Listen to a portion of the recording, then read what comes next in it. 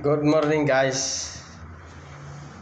Meron na naman akong isi-share sa inyo mga guys about sa 12 tips paano magtipid ng pera guys.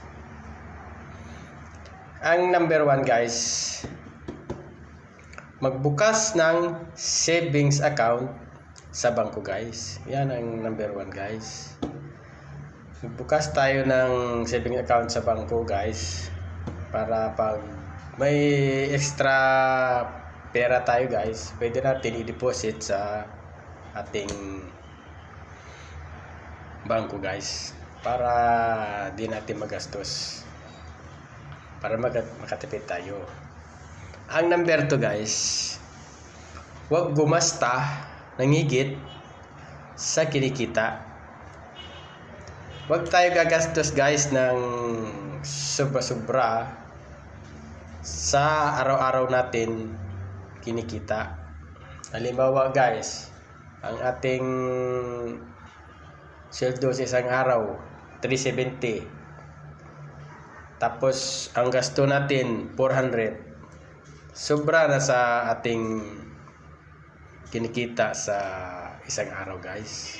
Hindi tayo makatipid. Walang matira sa sahod natin sa isang araw pag sobra ang gasto natin. Yan guys ang number 2 guys. Ang number 3 guys, unahin ang kailangan at hindi ang kagustuhan. Unahin natin bilhin yung kailangan guys, hindi yung gasto tayo ng gasto, yung gusto natin bilhin lahat. Hindi ganyan guys. Kailangan natin unahin bilhin yung kailangan natin, yung importante guys.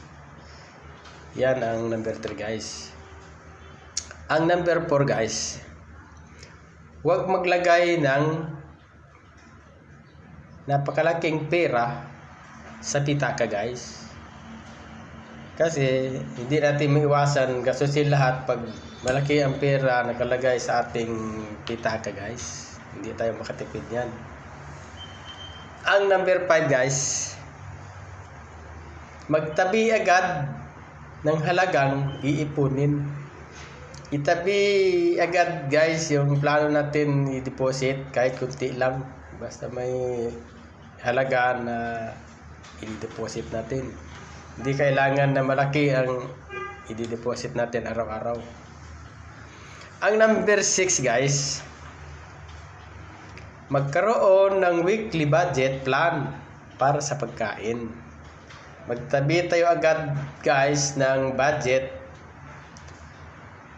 sa buong isang linggo guys, budget sa pagkain. Yun guys, para makatipid tayo guys. Ang number 7 guys, bawasan ang pagkain sa labas guys. Halimbawa sa restaurant, yan guys, bawasan natin ng kakain sa labas guys para makatipid tayo. Ang number 8 guys, bawasan ang luho guys. Yan ang number 8 guys, bawasan natin. Ang number 9 guys, maghinay-hinay sa paggamit ng credit card. Yan guys, kailangan maghinay-hinay tayo sa paggamit ng credit card guys. Hindi gawin unlimited guys. Kailangan limit guys para makatipid tayo. Ang number 10 guys, bawasan ang utang.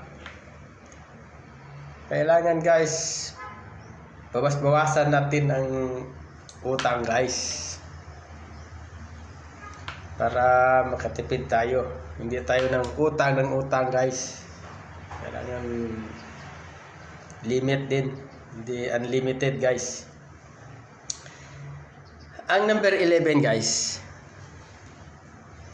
maghanap ng additional source of income. Kailangan mag-sideline tayo guys, kahit kunti lang. Kailangan meron tayong ibang source of income guys, kahit kunti-kunti lang para makatipid tayo ng pera guys. Ang number 12 nga guys, paunlarin ang sarili guys. Yan ang number 12 guys, paunlarin natin ang ating sarili guys. Thank you and God bless. Bye-bye.